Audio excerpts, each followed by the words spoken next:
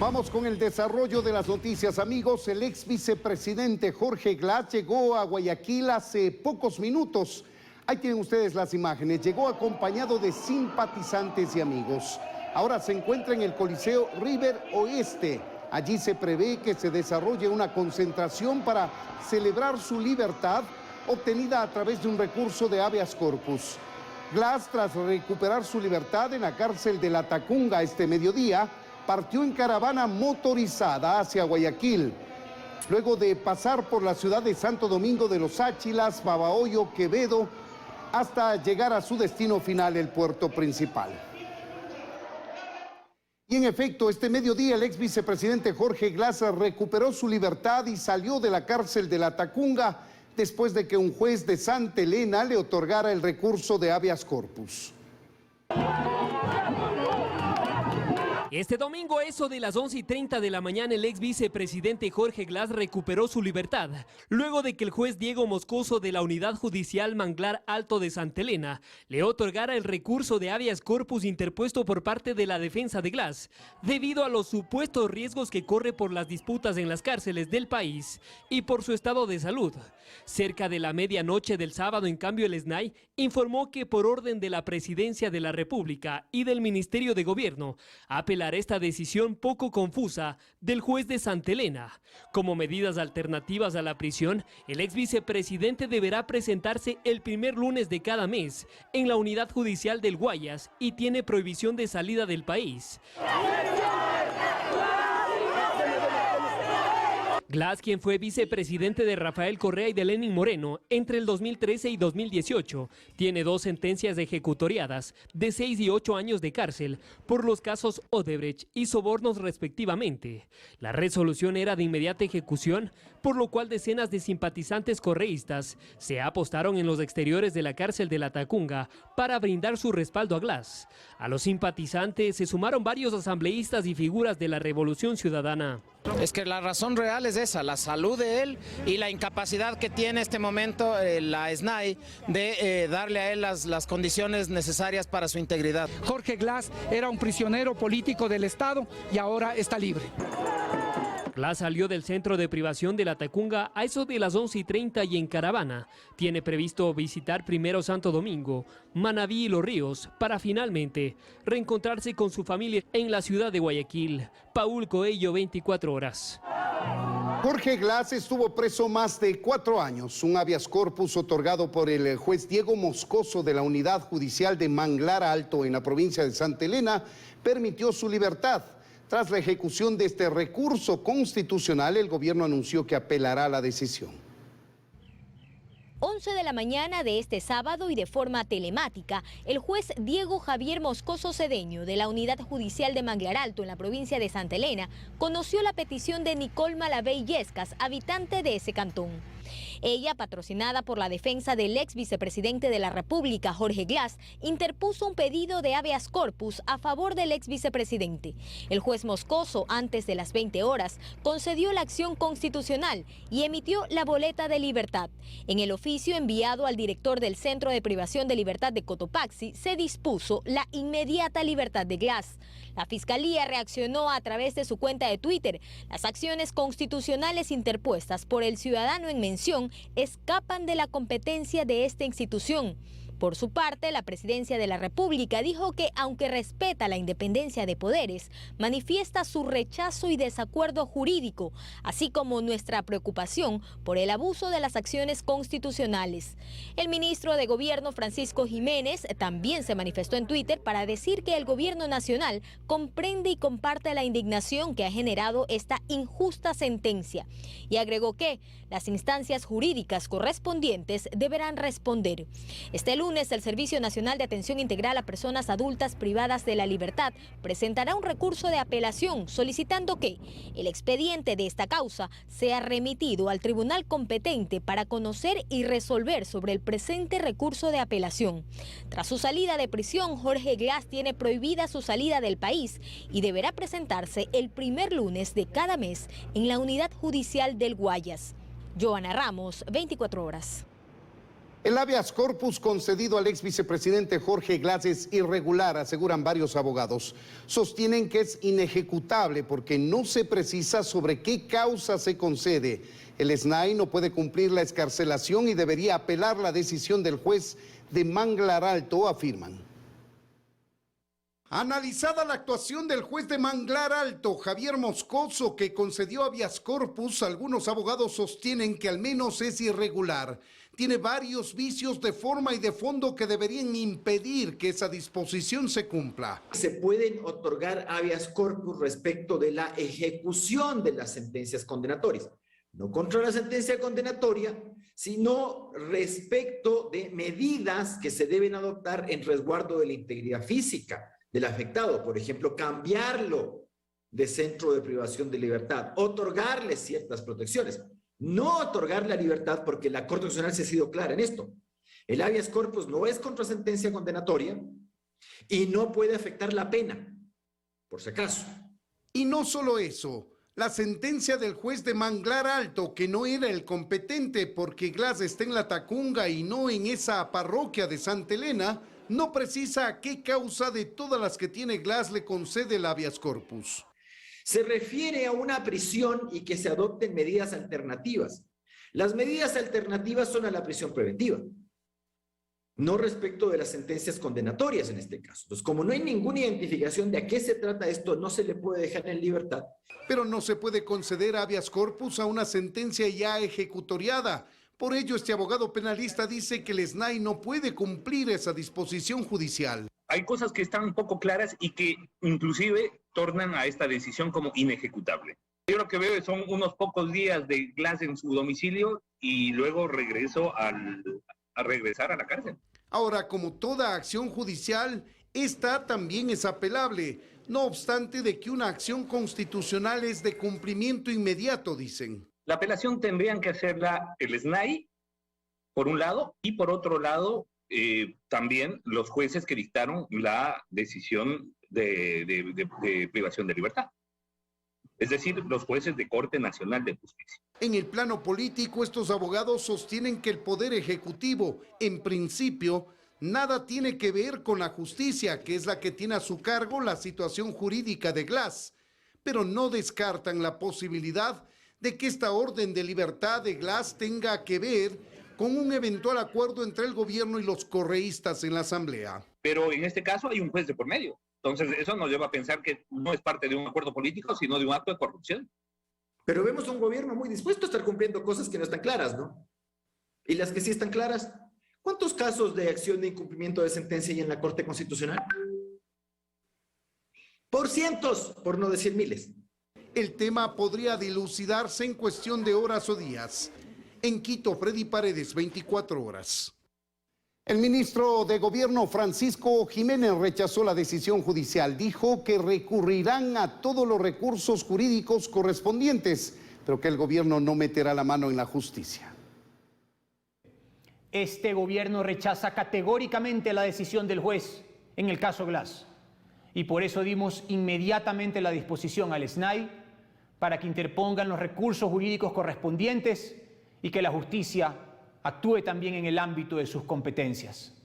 Con la corrupción no se tranza, con la justicia no se juega. Es indignante ver cómo jueces utilizan el recurso de habeas corpus para favorecer a todo tipo de delincuentes. Entendemos y compartimos la indignación que estos hechos han provocado en la opinión pública. Sin embargo, el respeto a las instituciones en democracia debe prevalecer. Y por eso el gobierno del encuentro no va a meter sus manos en la justicia, como sí lo hicieron quienes nos precedieron. Vamos a agotar todos los recursos que la ley nos permita. Esa es nuestra convicción. Ahora revisemos los procesos judiciales que pesan actualmente sobre el ex vicepresidente Jorge Glass. Él tiene 3 sentencias, 2 de ellas ya ejecutoriadas por los delitos de asociación ilícita y cohecho. Además, un proceso por peculado cuya apelación está pendiente de resolver. 2 de octubre de 2017, el entonces vicepresidente de la República, Jorge Glass, se entregó a la policía luego que horas antes se emitiera una orden de prisión preventiva en su contra por el delito de asociación ilícita en el caso Odebrecht.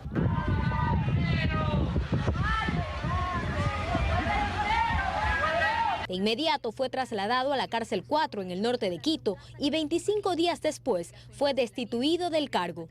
En octubre de 2018, Glass fue llevado al Centro de Privación de la Libertad de Cotopaxi. El gobierno de entonces informó que el cambio se debió a razones de seguridad tras la fuga del exsecretario de Comunicación Fernando Alvarado. Desde entonces, Glass permaneció en ese reclusorio, intentando en varias ocasiones recuperar su libertad, aduciendo problemas de salud y falta de seguridad. En diciembre de 2017, Glass fue sentenciado a 6 años de cárcel por asociación ilícita relacionada con Odebrecht.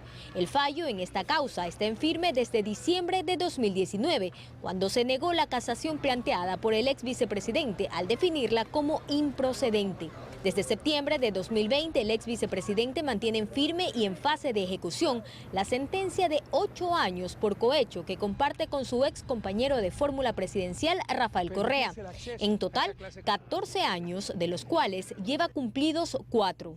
Con estas 2 sentencias ejecutoriadas, Jorge Glass el año pasado, si le hubieran otorgado el beneficio penitenciario, pero conforme a la norma, conforme se debe solicitar, él debería estar libre el año pasado, pero no ha sucedido así, no ha pasado esto. Hay que tomar en cuenta que inclusive el señor Glass tampoco ha devuelto un solo centavo de lo que se le ha conminado que devuelva, ¿no? Nada. Glass también mantiene una sentencia de primera instancia por el delito de peculado en el caso Singue. En este proceso fue sentenciado a 8 años de cárcel como coautor del delito. La audiencia de apelación en este caso está fijada para el 11 de mayo próximo. De ratificarse la sentencia, Glass sumaría 22 años de prisión. El 2 de diciembre pasado, el ex vicepresidente Jorge Glass presentó un nuevo pedido de unificación de penas ante la justicia, aun cuando un primer pedido ya había sido archivado 2 semanas antes. Según la defensa de Glass, se debe aplicar el principio de absorción, es decir, la condena más larga absorbe a la más corta. Ha sido negada por el juez de garantías penitenciarias. Jorge Glass no sale por el tema de los beneficios penitenciarios, sino sale por el irregular otorgamiento del habeas corpus. Joana Ramos, 24 horas.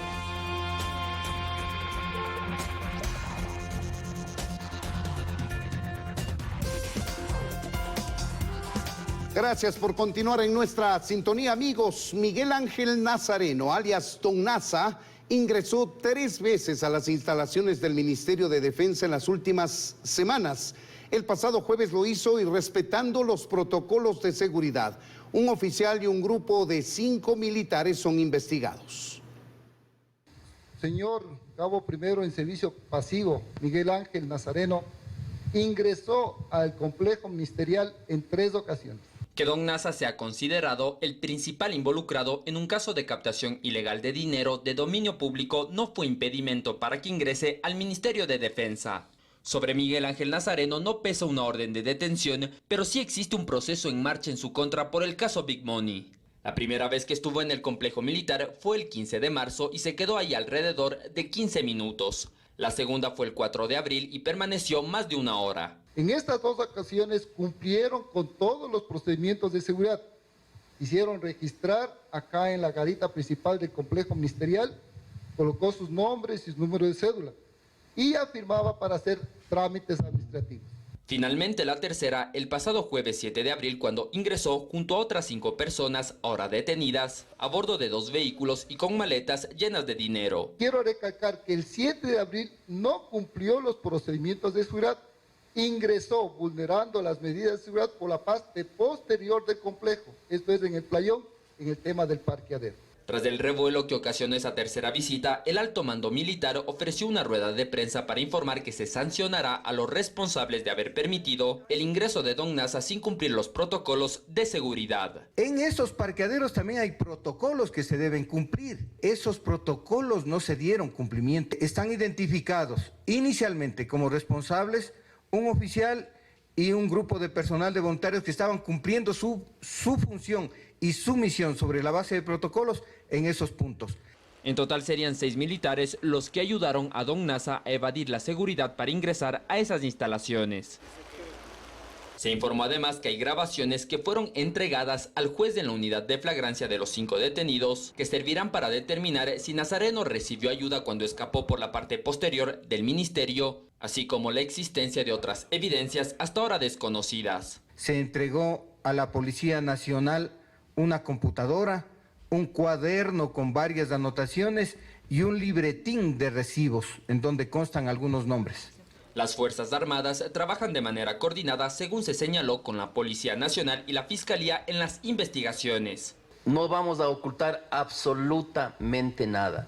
Las Fuerzas Armadas no pueden ser rehenes de una mentira o de una información que no se quiere dar. El análisis de lo sucedido tardará aproximadamente 3 semanas y en lo que respecta a las Fuerzas Armadas, las resoluciones a adoptar estarán en manos de un Consejo de Disciplina. Alberto Luna, 24 horas.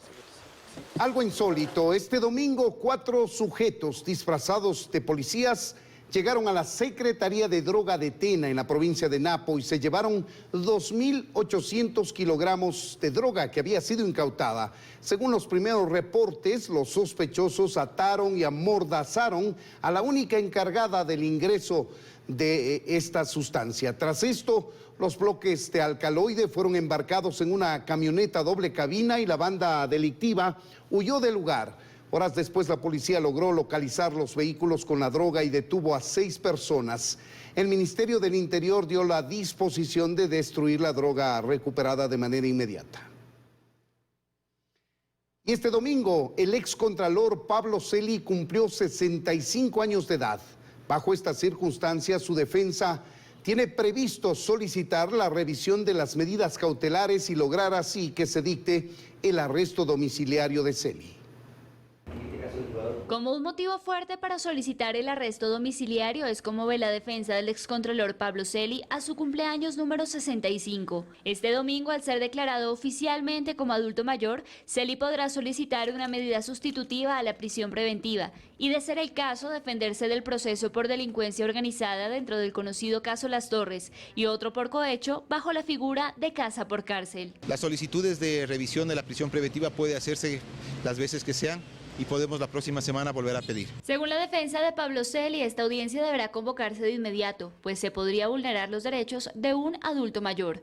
Mientras tanto, este lunes a las 8:30 se instalará el cuarto día de audiencia de juicio del caso Las Torres. La diligencia deberá continuar con la reproducción de los testimonios anticipados de 5 personas recibidos durante la instrucción fiscal. Se trata de que se comprobará la existencia de un grupo organizado y estructurado que operó a través de la Contraloría General del Estado, de la Secretaría de la Presidencia de la República y de la empresa pública Petroecuador entre el 2017 y el 2020. Bueno, compartimos los mismos testigos de Fiscalía, es decir, que estamos hablando aproximadamente de 300 testigos. Durante la semana pasada, Fiscalía presentó como prueba el testimonio del sobrino del excontralor Pablo Celi, Raúl de la Torre, alegato que sustentaría la teoría de que los procesados habrían solicitado el 20% de una factura por cobrar de la empresa No Limit de $21 millones a cambio del desvanecimiento de glosas en Contraloría.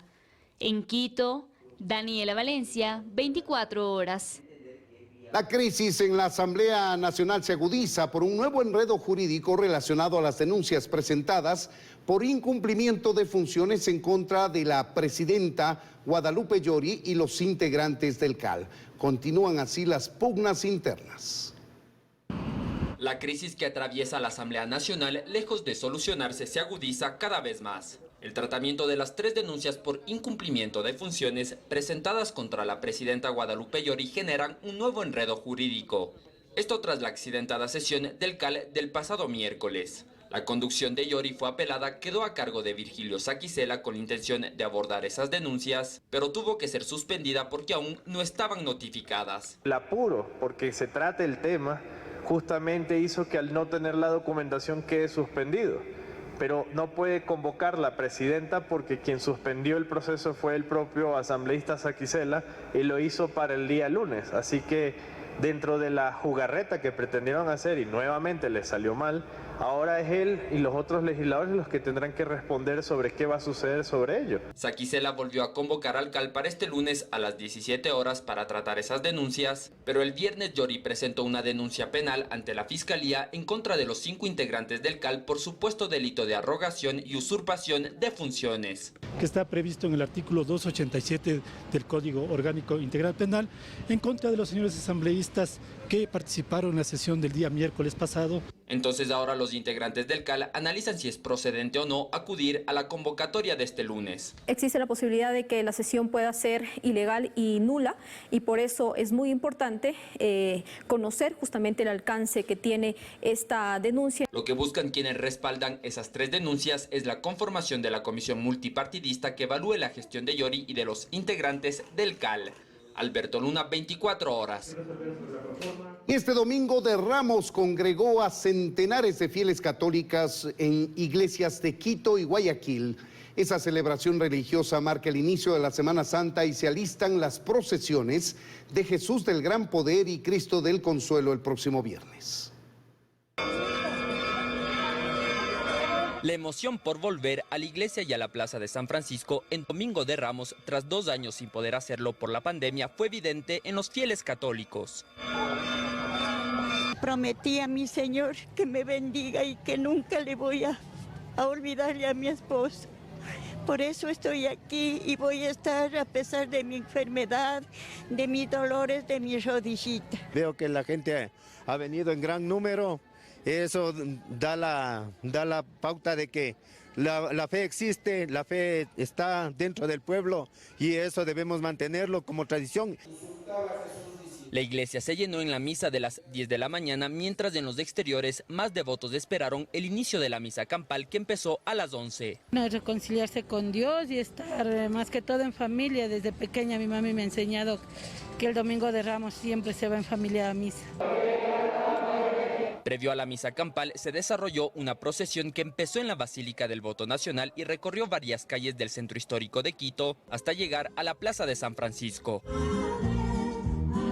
El Domingo de Ramos es una fecha especial para la comunidad católica porque marca el inicio de la Semana Santa, también conocida como Semana Mayor. Nuestro Señor Jesucristo entra triunfante hacia Jerusalén y de la misma manera nosotros le recibimos triunfante en la celebración eucarística de este día. En Guayaquil, el Domingo de Ramos también congregó a los devotos en las iglesias. Asistir más a la misa en familia para que los niños también conozcan más. Es una tradición que la cumplo desde muy pequeña. La Arquidiócesis de Guayaquil confirmó además que en el Jueves Santo se retomará la visita a las 7 iglesias y el Viernes Santo la procesión del Cristo del Consuelo. Alberto Luna, 24 horas. Aquí concluyen las noticias del domingo, amigos. Gracias como siempre por su confianza y sintonía. Que tengan buenas noches y un feliz inicio de semana.